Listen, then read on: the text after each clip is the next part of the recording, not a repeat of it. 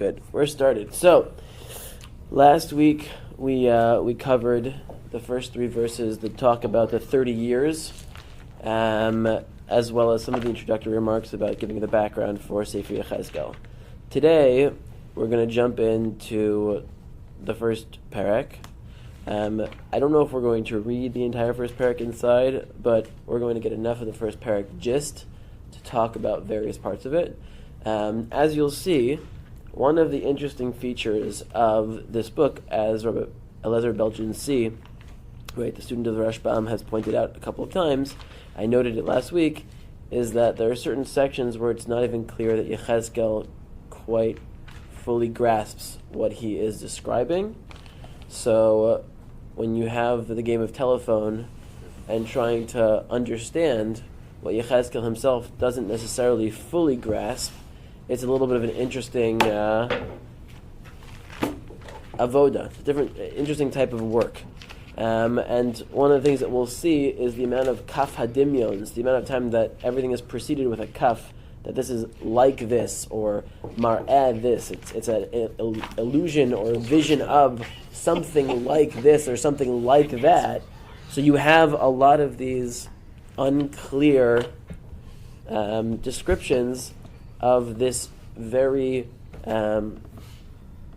expansive vision. What we're going to do is we're going to deal with this vision, and we're going to talk about how this vision teaches us a lot about prophecy in general, and then we're going to compare this prophecy to the prophecy of Moshe Rabbeinu, and the way that Chazal kind of compare the prophets in general to Moshe Rabbeinu. We're going to use this basically as a platform to talk about a whole bunch of very important topics out of this fascinating, but complicated nivuah. So, verse 4 begins, Ve'eireh v'hinei ruach sa'ara ba'a min hatzafon, and I saw a great storm coming from the north. Bavel is in the north. Anan gadol ve'esh mislakachas, a great cloud, a fiery visage, v'noga lo saviv, and light or brightness coming out from around it. Mitocha ke'ein hachashmal, and around it it was like this chashmal. Chashmal apparently is a name of a malach, according to Rashi, name of an angel. It also connotes a certain reddish hue. So you can imagine this fiery, reddish, bright light coming out of this cloud in this storm, mitocha eish, right, out of the fire. So the image here is, right, one of, it's a little bit mystery, it's a little bit kind of, but it's all cloaked in a storm, which is interesting. We're just going to use this, going to jump back and forth, so if you can keep your place in Yechezkel Aleph and jump to Yeshayahu Vav.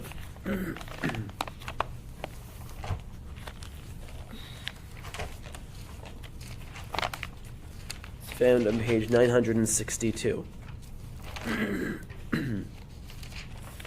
So Yeshayahu also has a heavenly vision of the godly court. And his vision does not have any storm. Okay? Bishnat mot melech Uziyahu ve'era es Adonai yoshev al kisei ram benisa v'shulav meleim es ha'ichal. So God was sitting on his throne, and right, the legs of this throne were filling the entire heichal. Srafim omdim mima'alo sheish knafayim la'achad. There were these srafim, a form of angel, that were standing around him. They had six wings and 6 wings to each one. B'shtayim yichaseh panav. With 2 of them they covered their face. B'shtayim yichaseh raglav. They covered their feet. B'shtayim ye'ofef. With 2 of them they would fly. V'kara zel zev yamar kadosh kadosh kadosh Hashem tzvakos meloch al aretz kivodo. This is where we get that line from Kedusha. And they were all saying, holy, holy, holy is the God of the hosts, etc. Right? So this is Yeshayahu's vision. If you'll notice, Yeshayahu's vision basically ends in about a verse further from here, right? And then God speaks to him, right? So God speaks to him after he has this vision. So his description is a total of about 4 psukim long. Okay, jumping back to Yechezkel, so the whole first parak, from verse 4 to the end, is a description of this heavenly host. And just looking at the sheer number of psukim, right, 24 verses 4, right, it's significantly longer. And then God speaks to Yechezkel in the beginning of Perek Beis, right? So that's kind of the parallel between these two.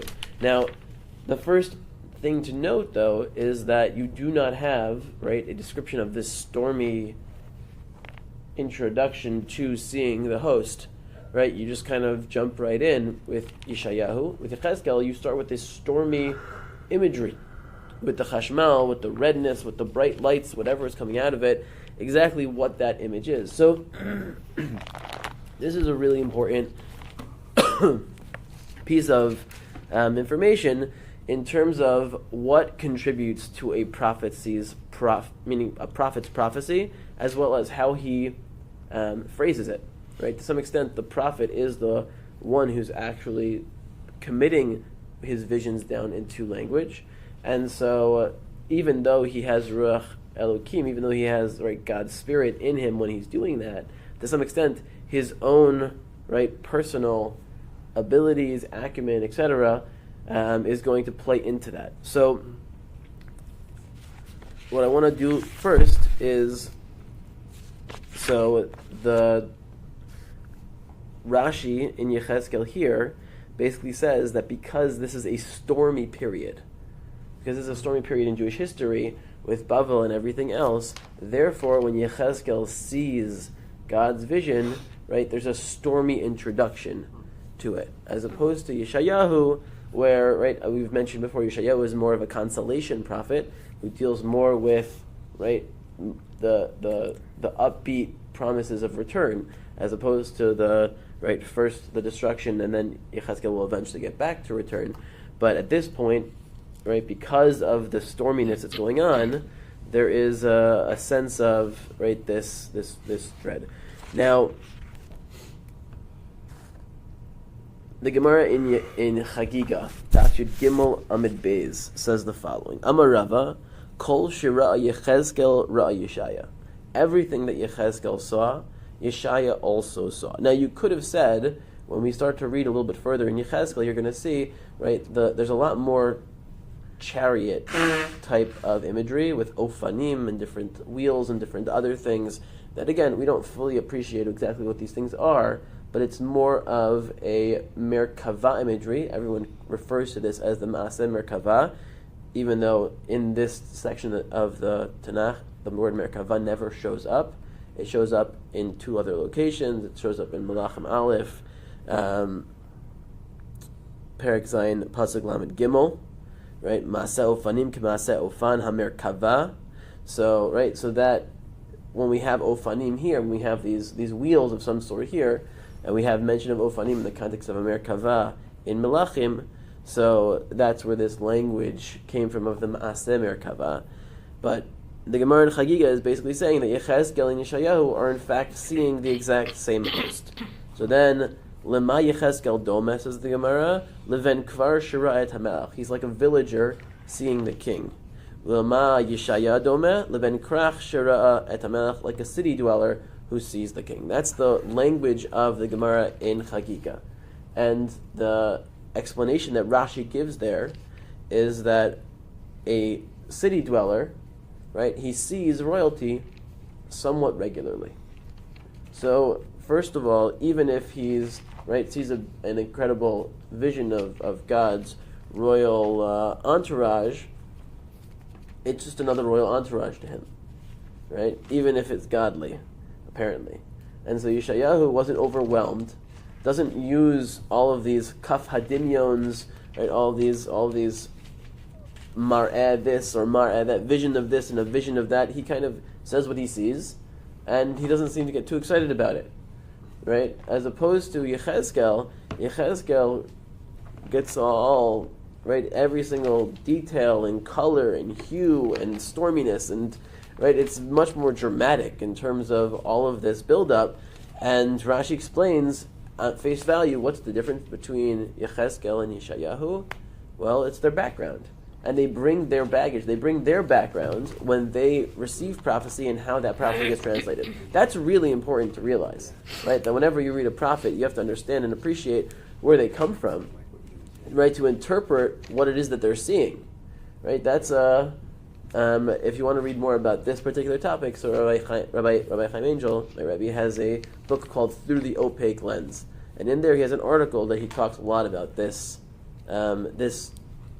back and forth. And then he uses this debate, or these two visions of Yeshaya and Yechezkel as the model, and he shows other examples of this. So the Ophanim are also angels? The Ophanim are wheels that have a sense of life within them. They're like this living wheel type of description. I don't know exactly how to describe it, but they're described as having some sort of life to them, but they're also described as wheels, meaning that's what the definition of Ophanim normally is. It's wheels of the chariot then? It's wheels of the chariot, but they seem to have a life of their own. They seem to have a certain chiyus to them, a certain life to them. So they seem to be some sort of being. Again, all of these things are a little bit beyond our grasp, which is kind of an interesting way to start your book. Now, that was the view of Rashi and how to interpret this difference between Yeshayahu and Yechezkel. But there are other explanations as well. So the Rambam in his Mor Nevuchim gives two more perspectives as to what might be the difference between, if Gemara in fact is true, that Yechezkel and Yeshayahu saw the exact same thing, why the difference in terms of how they describe it. So the Rambam says it was not because of the prophet per se and his background, but rather it was because of the audience that they were speaking to.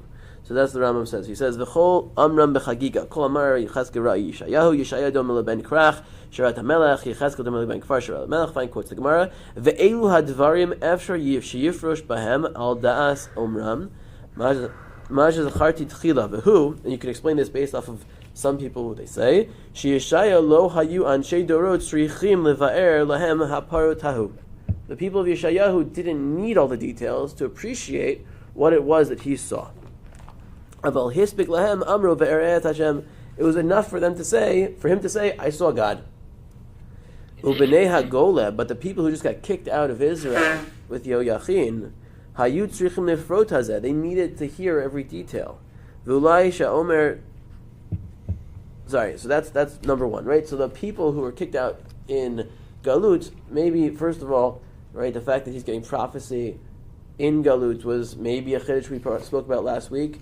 Maybe that was a novelty, and even if it wasn't, they were down and out. So maybe a little bit more of the dramatic, a little bit more of the detail would have helped them to be inspired, as where Yeshayahu was talking to people who didn't necessarily need it, so he uses less flowery language. Right? So the Rambam couches it not in the background of the prophet, but in the people that he's speaking to. So that means when you're thinking about a prophecy, you have to think about now two things. You're thinking about where did the prophet come from, and who's the prophet talking to, in terms of how he, right, makes or creates the language for his prophecy.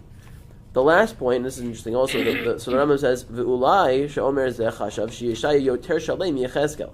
It's possible that you could actually say that Yeshayahu is a greater prophet than Yechezkel. And so less is more, right? Meaning Yechezkel's prophecy is couched in so much mystery, not because he was trying to inspire and use this dramatic language, but because Yechezkel himself wasn't fully sure what he was seeing, right? Which is going to bring us to our next conversation in a minute. So, to some extent, Yechezkel has a limited understanding of what he's seeing. Yeshayahu has a better grasp of what he's seeing. Yeshayahu is able to crystallize his vision in a much clearer format, and Yechezkel has this much more verbose, and with a lot of kafadimyons, a lot of this is like that, and like this, and mar add this, and mar add that. It's a vision of this, it's a vision of that. It's not necessarily a fully understood prophecy. Fine. When did Yeshayahu say his prophecy?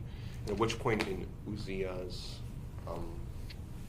kingship did he say his prophecy also? I'm just curious. So it says, Bishnat Mot HaMelech Uzziyahu. Oh, so after he died then? Yeah, so it's the year that Uzziyahu died.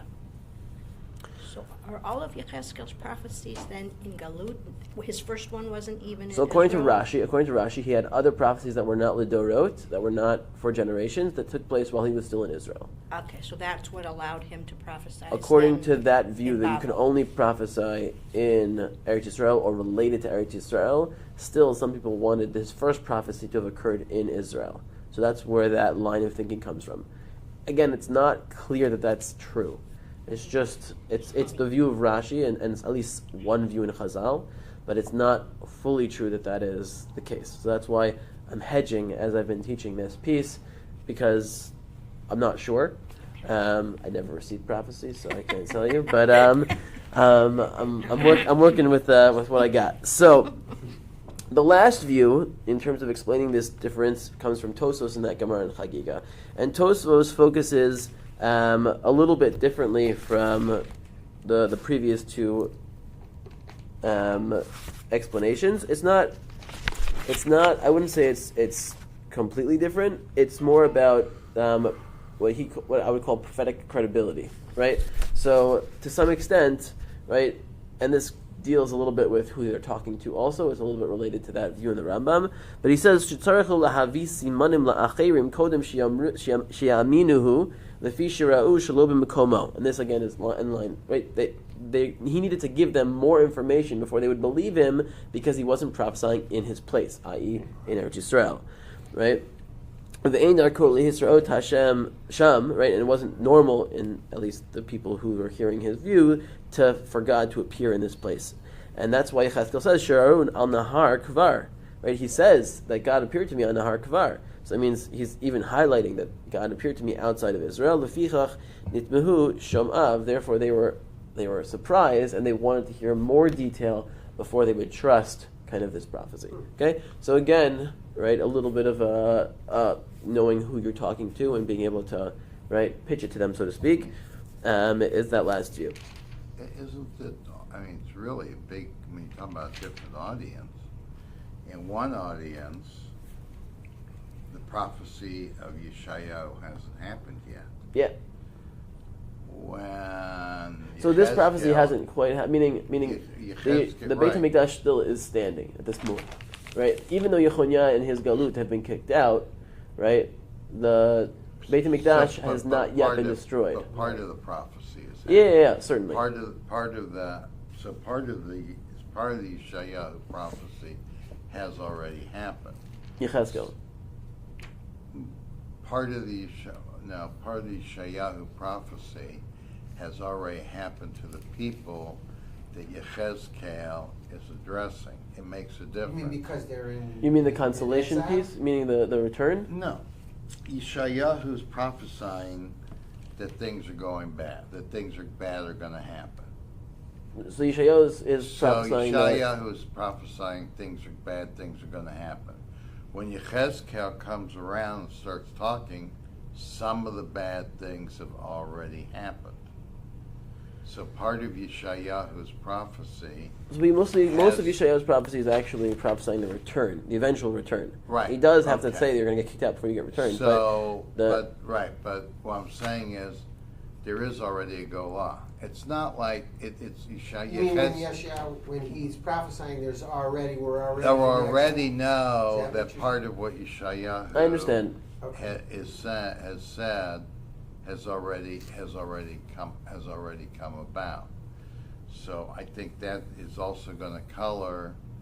That's also going to color. It's like if you're playing a game, deal, and the coach tells you, you know what, if you don't cover this guy, he's going to score a touchdown. And sure enough, the other team throws a pass, and that guy's not covered, and he scored a touchdown. Now the game's not over, right? But already it's a different. The people already have a different point of view than they had before. For all these years, they've been living in Israel, and these prophecy comes, and bad things are going to happen. Bad things are going to happen. Right. And nothing happened. Right. Here's something already. Right. Here's something already. The beginning of the Golah already took place, so that changes the game. It changes the game. I don't know, as far as the prophecy itself, the words, but just to think about the people's, the psyche, the audience that's receiving it. Certainly. Thank you. So, great. So this is going to bring us to, I think, the second conversation I wanted to have this morning, which is, I think that this conversation about how the impact of a particular prophet's life impacts kind of how they prophesy, I think also talks to the nature of prophecy in general, in particular, let's say between Nevuat Moshe Rabbeinu versus the Nevuot of all other prophets. I think this is a good time just to kind of lay out some of the groundwork for that larger conversation, which I think is also really important for understanding Tanakh in general. So, the Gemara in Yevamos, Daf Mem Tet Amud Beis, has the following statement: Ve'ereh et Hashem k'detanya, and he saw God, as it says in the Brisa, Kol hanevi'im nistaklu ba'aspak l'arya she'ena me'ira. All of the prophets saw God through a lens that was not clear. Moshe Rabbeinu nistakel ba'aspak l'arya ha'me'ira, and Moshe Rabbeinu looked through a lens that was particularly clear. So, by the way, the title for Rabbi Angel's book is Through the Opaque Lens, right? So it's about the rest of the prophets, right? And sometimes comparing Moshe with other prophets, right? That's where he got his title from this Gemara.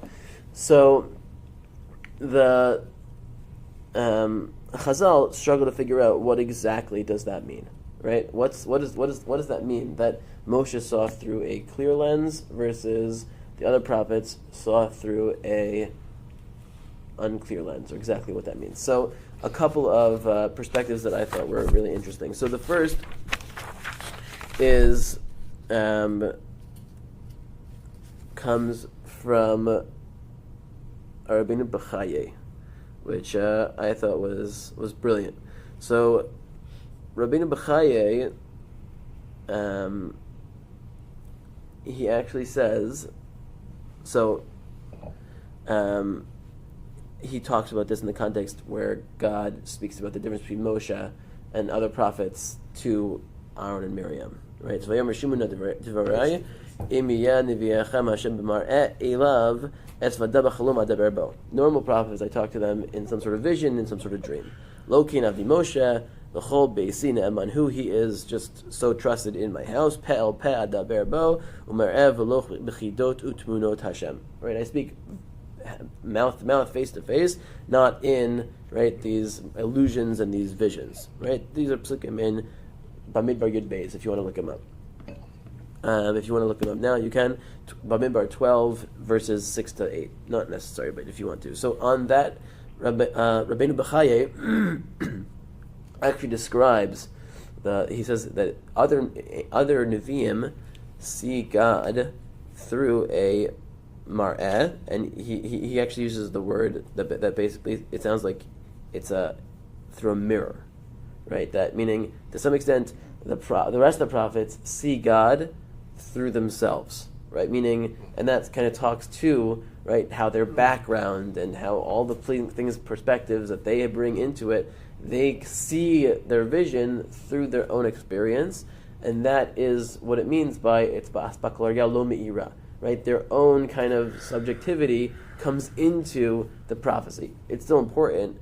It's still to get a message to the Jewish people. God still chose that particular prophet to get that message to the Jewish people. However, right, it has a very particular bend to it, a very particular angle to it, as opposed to the prophecy of Moshe Rabbeinu, which he goes on to say was basically without that. That somehow, right, God used Moshe as almost like a go-between, but it was almost like God directly speaking, and Moshe was just a conduit, but there was no perspective, so to speak, taken by Moshe Rabbeinu when the Torah was when the prophecy of the Torah itself was given. That's a really important and interesting demarcation between these two views. Let's just jump for a second. This is an important pasuk for a couple of reasons. If you go to Yechezkel Mem Gimel Gimel, so this is towards the end of Yechezkel 43:3.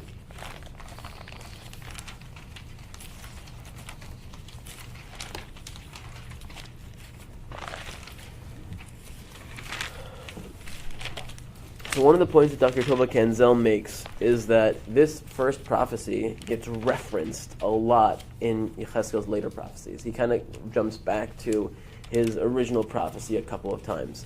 And for her, that's like a very important piece of this whole book, that there's, to some extent, there's always this throwback to this beginning prophecy.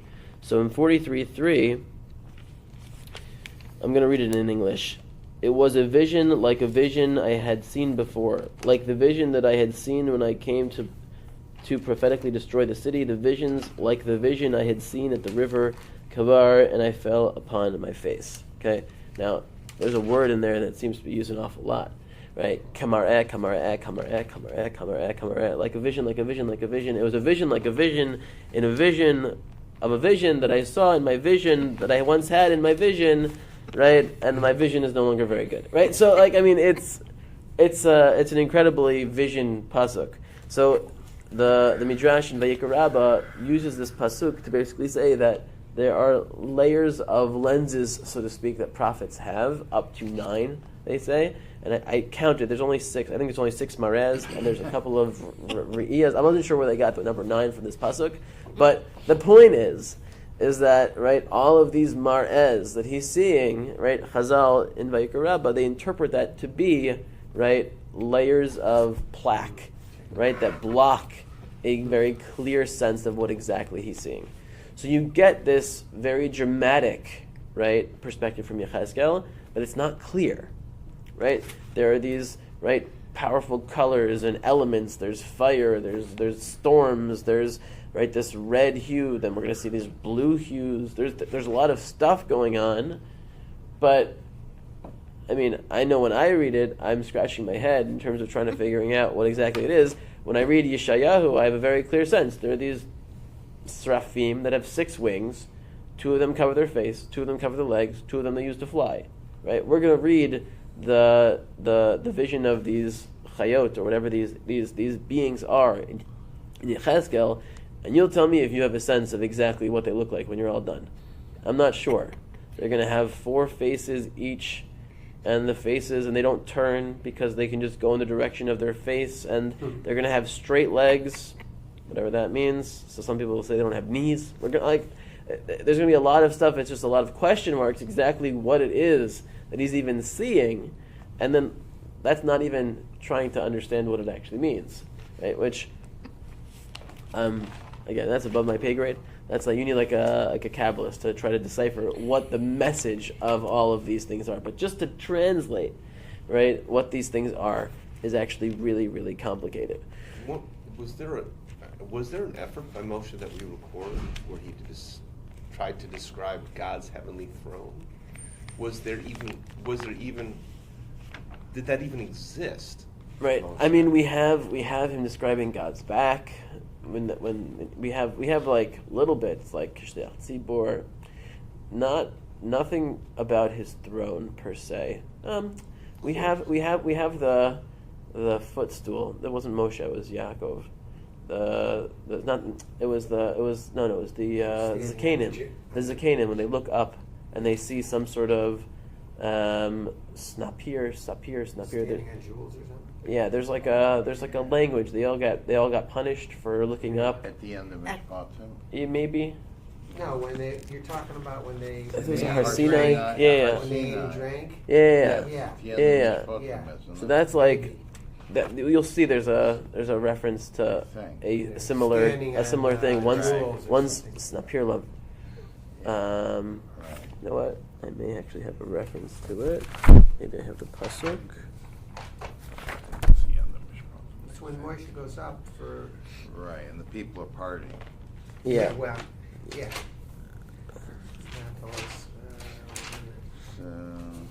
I'm just curious. Yeah, but we don't. I don't think we have. Not only that, in this, Moshe was well, except for the few mutinies here and there, but Moshe was pretty much the undisputed prophet, leader, etc. Certainly. At the time, Maybe. he didn't need to Not validate. Yeah, it is. Right. Yeah. Mishpat? Yeah. He didn't need to validate what he was seeing. What page is it? 194. Yeah. Oh, yeah. When, right, Moses and Aaron. They don't know who 70 of the elders went up. Yeah, there you go. What page is it? Page 194. Yeah. So pasuk 10, pasuk 9. Moshe, Aaron, and Avihu, and the 70 elders of Israel ascended. No, that's not it. It's 10. Sorry, it's 10. Yeah. And they saw a God of Israel, and under his feet was the likeness of a sapphire brickwork, and it was like the essence of the heaven in purity. So that's, I think, as close as you get in the Torah itself to seeing some sort of God's. You don't see God's throne; you see God's footstool. But there's something going on there, and it's a very hard pasuk. People. Are we equating what Yechezkel saw with what Yeshayahu saw. And the only reason I'm asking... So Chazal do. Right. The only reason I'm asking is that when we have the Kriyas Yamsuf, we have the crossing of the Red Sea, and I think there's a Medrash, or it's in the Gemara somewhere, that says In Amma, even in Amma, saw more than Yechezkel ben Buzi. more, even the lowest even the person, lowest person at Kriyas Yamsuf saw more than Yechezkel ben Buzi. rather than Yechezkel. So, is it? But That's directly right, like talking about this vision. this vision. Right, that they saw and understood more than he saw. So Who said that? Chazal say that Chazal, okay. that people who crossed the Sea of Reeds, the people who crossed the Red Sea, so they saw more, whatever that means, than Yechezkel saw in this vision. So, but we're not saying just because it's more descriptive here, but we're saying Yechezkel and Yeshayahu saw the same thing, but just for purposes of there's more description. Exactly. There, Exactly. They're using Yechezkel as opposed to Exactly. Yeshayahu. Okay. Exactly. So we're not saying Yeshayahu had greater vision. I mean, if you put all these things Yechezkel had together, greater- then you can ask the question: did the Amma see more than Yeshayahu or not? Yeah, right. That you can ask, but I don't know. I don't know what the answer to that question is. Again, if I saw any of this stuff, I'd be like, wow. Right. So like for me, it's we're like okay. So it's like I don't know, Moshe Feinstein. Who's greater, Moshe Feinstein or Shlomo Zalman Auerbach? It's like I don't know. But this is They're right, certainly both but- significantly greater than I am. But the idea of equating the two, Right. they're using this to equate it, Right. has some tremendous, Yeah. has some tremendous Exactly. That's the goal. That's in the the goal of Chazal that. mind. Yeah. 100%. 100%. Great. So the one last piece of this that I want to talk through before we kind of just run through the parak itself is the primary audience of Torah versus the primary audience of the rest of Tanakh. So the Gemara in Megillah says, "Harbi Nevi'im amdu lahem Yisrael." There are many Nevi'im who stood before Israel. Kaflaim kiyotzim Mitzrayim, double the amount of people that left Egypt. So that's a lot of prophets. We don't have that many books in our prophets. Ela nevuah sheyotzrach ledoros nichtava. But only the prophecies that were needed for generations were the ones that were written. V'shelo nehutzrach lo nichtava. The ones that were not needed were not written down. So that's part one. That's important, because only nevuot that are necessary for generations are going to get into our text. However, Rashi in Chulin makes an interesting point where he basically highlights that the Torah was created l'dorot, right? It was written for all generations, and the Nevi'im were written for their generation with the caveat that it had to be relevant for generations, right? That's why you only have 55 or something like Right, that. right. But meaning the point is that that's another reason why the subjectivity of the particular prophet and the audience that he's talking to, right, is a much bigger factor and could be part of those aspaklariot, right, part of those lenses, right, that are coming into the rest of the prophets, is because their main audience was the people that were standing in front of them, right, which is very important for Yechezkel. We've talked about in my Shabbos Shuba Drasha, I spoke about how who Yechezkel was talking to was really important in terms of, right, getting through what exactly, right, he says in his strategy, so to speak. So that is an interesting view from Rashi Bigadol about the difference between Torah versus the difference between Yechezkel. Okay, that's I just wanted to kind of lay out some of these things. It's never a great time to talk about this, but I thought this was a particularly good time because it comes out of trying to understand this very hard to understand parak. So now let's quickly run through some of this stuff and see if we can make any sense of what's going on. I wouldn't get your hopes too up. Umitocha dmus arba chayot, and from within it there was this vision of these four different beings. V'zemarayan demut adam lahina, and they all had a certain appearance of a man. And we'll see how one of the four faces of each of these beings was human.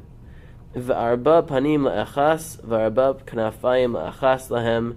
So they had four faces, and they had 4 wings. V'raglehem regel yeshara, v'chaf raglehem kaf regel egel. So they had straight legs. Again, like the Rishonim here are like basically saying, I don't know what that means. Maybe it means they have no knees. Like that's literally what they say.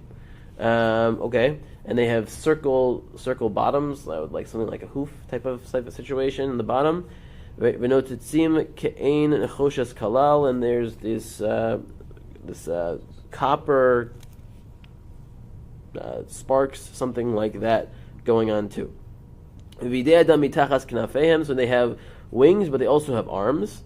Al arbat rivehem ufinehem v'kanfehem la'arbatam, and again, their faces are 4-fold.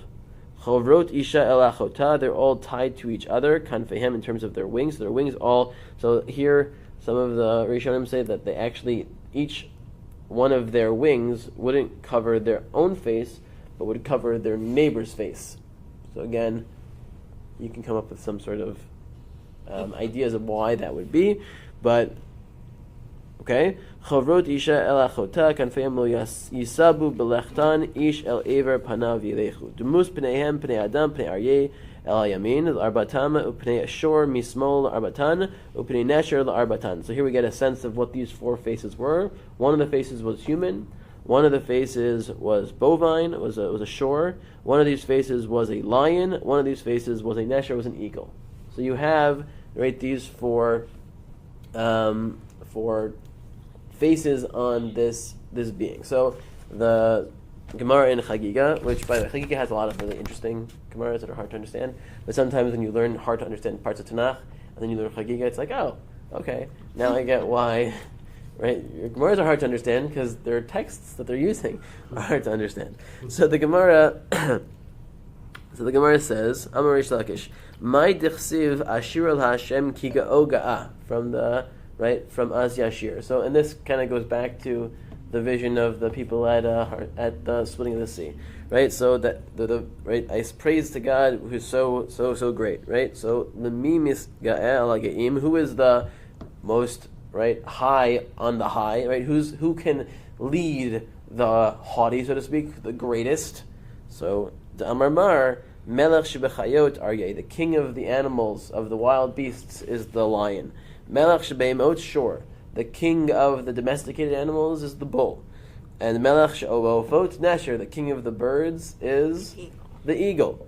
Right? Va'adam mitga'eh aleihem, and man is above all of them. Va'kadosh baruch hu mitga'el kulan v'al kol olam kulo. And God is the higher than all of them, right, and higher than the entire world. So the notion of having these beings leading God's chariot, the face of man, and the face of the shore, and the face of the nesher, and the face of the aryeh, says Chazal, right? So first of all, right, Kika Oga'at, so this is referring back to what they saw at the splitting of the sea, so it goes back to, right, what Yechezkel saw versus what they saw, same thing, they saw it clearer. So it's, again, this notion that, right, God is the ruler over everything. Now, again, if I was reading this, I would scratch my head, right? But thank God this Gemara at least gives me a little bit of an insight into this particular, and it's interesting that the Rishonim I feel like they don't try as hard on this one. Like they just kind of they just kind of like wash their hands a little bit with this parak, because it's in Jewish lore, it's become, right, a form. It's like this is a form of Jewish mysticism, is to understand what exactly is going on in this parak, which is fascinating. Fine. So, good. Pasuk Yudal. Ufneim kanfeihem perudot milmala leish shtayim chovrot ish ushtayim mechasos es gevio tehana. So I think this is actually similar to what Yeshayahu described as well. I remember, as for their faces, their wings extended upwards over them. For each face, 2 wings were joined to each other. The 2 wings were covered their bodies. Right, so similar, right? Again, it's even harder to understand exactly what's going on here, but when you have Yeshayahu, that 2 wings cover their face and 2 wings cover their legs, you gotta think that's what's going on in this pasuk as well.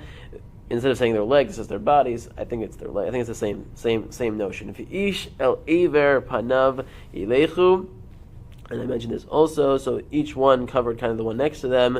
El asher yeshama haruach alechas yelechu Lo yisabu belechtan. They didn't have to turn when they walked because they had 4 heads, 4 faces.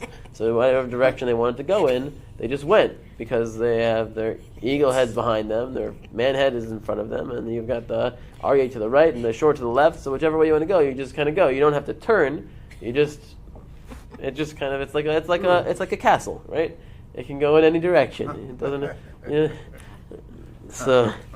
Udumosa chayos mar'ena kegachale eish, and again, right? So the image of these beings was like in the fire, but orot kimar'e halapidim, right? So think about this, right? So he uses the letter chaf, he uses the word mar'eh, right? So chaf means it was like, mar'eh means it was a vision. So it's like a vision. So how many like layers of like, I'm not sure exactly what I saw. It was like a vision of. But he's using whatever language he can come up with to describe exactly what he's seeing. And from the fire came out thunder, lightning. I always do that. And these beings, right? They went this way and that way, right? Just like, I forgot what bazak is, a flash. Ve'ereh hachayot v'hinei ofan echad ba'aretz eitzel hachayot. Now you have, right, the ofanim. So these are some sort of wheels, right, but that were near these chayot. L'arba panav, so the four faces. Mareha ofanim uma'asehem ke'ein tarshish. So these wheels were like Tarshish. So Targum actually So Tarshish is one of the stones on the breastplate, on the Choshen. So Targum in Vayikra says Tarshish was the color blue. Which we're going to see. There's this. We started with a lot of this red imagery, right? The Chashmal, etc. And now the Tarshish and we're going to have this Sapir come back from, just like we had in Mishpatim. It comes back here as well. So there's a wheel inside of a wheel. Al arbas rivehem belechtan yelchu lo yisabu belechtan, and again they don't have to turn, right? Pretty repetitive. V'gabehen v'gova lahem v'yira lahem v'gobatam meleot einayim saviv la'arbatan. And right, it sounds like they're like not just wheels. It sounds like there's some sort of being right on their backs. Gobehim gova lahem v'yira lahem, and they could see v'gabotam meleot einayim, and their backs were filled with eyes, right, on all 4 sides. Uvelechet hachayot yelchu ha'ofanim, and when the chayot went, the ofanim went etzlam, right, kind of like a chariot. Uvehinasei hachayot me'al haaretz, and when they would kind of fly up off of the earth, yisnasu ha'ofanim, so the wheels would go also. Alashir yesham haruach lalechet yelchu shama v'ruach lalechet v'ofanim yinasu umat ki ruach hachaya ba'ofanim, because there was some sort of life in these ofanim, right? So they seem to have been sort of alive. They weren't just wheels, but they were living wheels. Belechtan yelchu be'amdam yamdu. When they would go, they would go. When they would stop, they would stop. Vinas me'al haaretz yinasua ofanim leumatam ki ruach hachaya ba'ofanim. And when they would leave the earth, they would leave. When they would go up, they would go up, because again they have some sort of life to them. So again, you have kafadimions, you have demuses, you have repetition. So because of all of these things, right, this is kind of why, right, Chazal were saying it's almost like Yechezkel is overwhelmed. Like, think about it, like he's like a giddy schoolgirl trying to describe, right, like some crush to like her girlfriend. He just keeps on going, and it's almost like he was like dreamy, and he was this, and he was that. And, I mean, you get a sense of like what exactly is going on. It's hard to fully make out exactly what's going on. Fine. Udmus al rashi hachaya rakia ke'ein hakerach hanora, so some sort of mighty ice, something. Natui al rasheim milmala, which is above their head. The tachas harakia, and underneath the sky, the sky of their wings. Yesharot, straight wings, so they have straight legs, straight wings. Great. Ishalachota, they were all tied together. The ish shtayim mechasot, right, lahena, 2 of them would cover this way. Ish shtayim mechasot lahena, and 2 of them would cover that way. Eskavehem, their bodies. The eshma is called kanfehem, they call mayim rabim kekol shakai belechtam, and you could hear the sound of these wings, like the sound of God's name in the traveling. Kol hamula kekol machaneh ba'amdam terafena kanfehem. So again, Wait a minute. When they're traveling, God's name? I don't. So these, meaning when this chariot is on the move, right? So there's some sort of sound that he's describing now too, right? So that's the thing, right? He's using all the senses, right? It's very a sensory type of description, but trying to make sense of what he sees into kind of an image for us, and what that means is particularly complicated. V'hi kol me'al l'rakia asher al rosham amdam tirafena kanfehem. And here we go. Umima'al l'rakia asher al rosham kamar evan sapir demus kisei v'al demus hakisei demus kamar adam alav milmala. So you have this, right? So instead of a livnas sapir, which you have in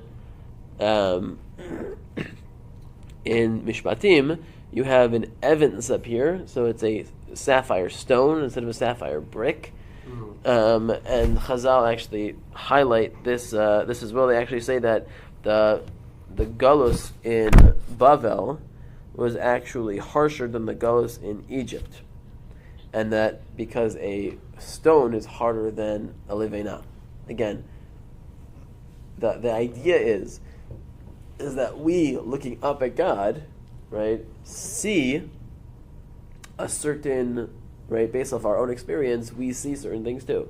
So the Jews who had to build bricks to build the pyramids saw one thing, and the Jews who witnessed the eventually destruction of the Beit HaMikdash, right, are gonna see it more as a stone, right? So you have kind of these two different images, but they're both this blue imagery of this. Again, exactly what we're seeing, what's being described, hard to exactly figure out. Some sort of throne or the footstool. Is it the footstool? Is the footstool made of livnat sapir and the chair made out of evan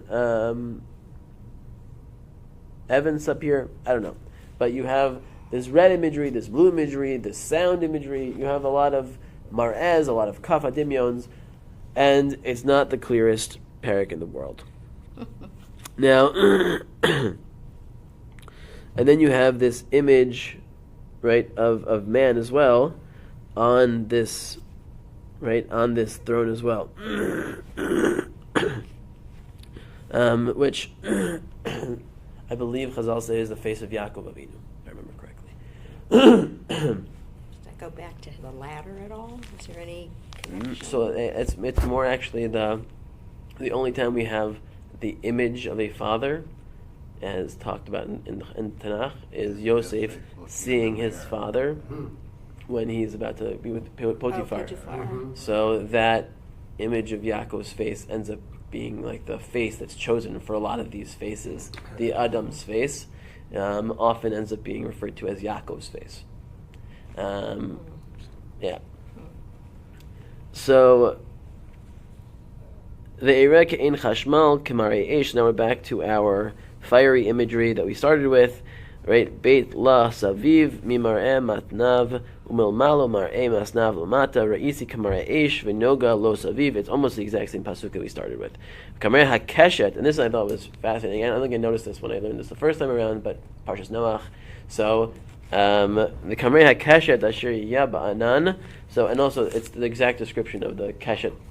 If you look at one of the things people miss about the rainbow of Noach is that it's always a keshet ba'anan. It's always a rainbow within the clouds. It's not just a keshet. Everyone focuses on the keshet because clouds are boring, but right. But it's always a rainbow within the clouds. And some actually, Rishonim actually say on Parshas Noach, that's important because the imagery of a bow, the word keshet in Hebrew and English, right, rainbow and bow and arrow. Keshet means both bow and arrow and also rainbow. So some people say that the whole idea of the keshet being the sign for Noach is that it's a bow and arrow facing up to the sky. So God's no longer shooting down rain from the sky. God's saying, my bow and arrow is pointing towards me, right? We're all done. So I was thinking about if that imagery works here at all in terms of, I'm not sure. But I thought it was really interesting that Chetzi was an arrow. Chariot is arrow, the bow is Right. keshet. So meaning if you point your bow towards yourself, right, you're basically saying I'm not shooting you anymore. So God is saying by pointing his bow to himself, he's saying no more shooting. And the cloud, right? So some people say the cloud is to say we're covering the bow, right? We're putting the bow away. So that's the keshet betocha anan. Interesting explanations for why rainbow was chosen to be that image or message to Noach that there won't be another just whole total destruction of the world. Fine. Anyways, but here I'm not sure what it means. That there was a rainbow in the clouds. B'yom hageshem kein mareh hanoga saviv. So to this imagery of light, right, around, right, God. So now you had blue hues, you had red hues. Now you have rainbow light coming out. Right, Mared mus kvod Hashem ve'ereh ve'apol al panai ve'eshma kol medaber, and I fell on my face and I heard God speaking to me. Okay, so this is Perek Aleph, and I just did my best attempt at trying to give you a sense of why, right, there's so much question marks about exactly what this Perek is coming to do, but what we did today is we got through the Perek, which is an accomplishment.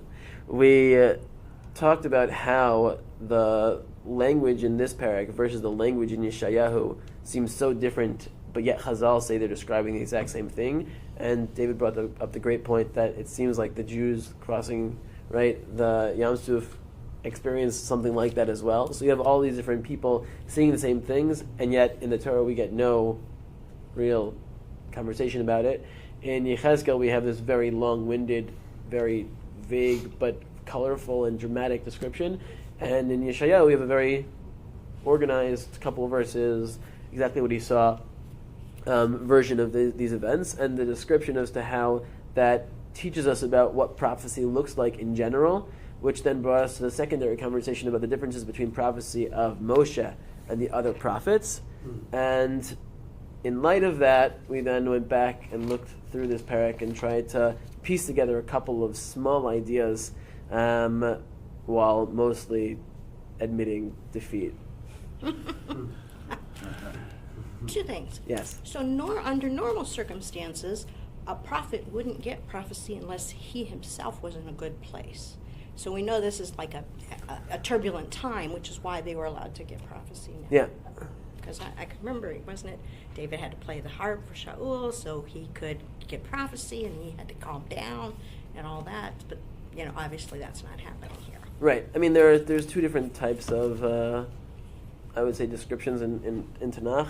One of them fits very nicely with that view that you have to kind of be in the right place of mind, right frame of mind. The other is more when God has a job for you, right? So the Yonah story brings to mind that, like in particular, they were like, God has a job for Yonah, and God's like, you're doing this. Yonah's not in a happy place throughout the book of Yonah. He is pretty upset, the whole book. But God's like, no, you have a job to do, and you're going to do it. So that's kind of, I think, Yechezkel, I would say, is somewhere in between those two. Because he seems to be upbeat, meaning he comes back in the second half of the book with the upbeat version. At this point, he's down and out. At the same time, he's talking to the people who he sees as the future of the Jewish people. So to some extent, there's still hope built in, but I understand what you're saying. I mean, he knew he had to do it, but he wasn't happy about it. I mean, he's going to give him, such negative news. Right. Tarshish shows and up then, both times. What? Tarshish shows up both times. Yeah. Tarshish shows up in Yonah. Yeah. Once is a place, once is a stone. Yeah. And then this other thing where it talks about Shaddai. So that makes me think of, like in Kedusha, when God is speaking, the angels are very quiet. Mm-hmm. And when he's not speaking, that's then when they're praising him. God. They're singing his praises. So that's kind of what reminds me that's going on here, for what it's worth. Yep. Thank you. Okay, we'll stop here. So are you recording then weekly, or is this for, because I'm not going to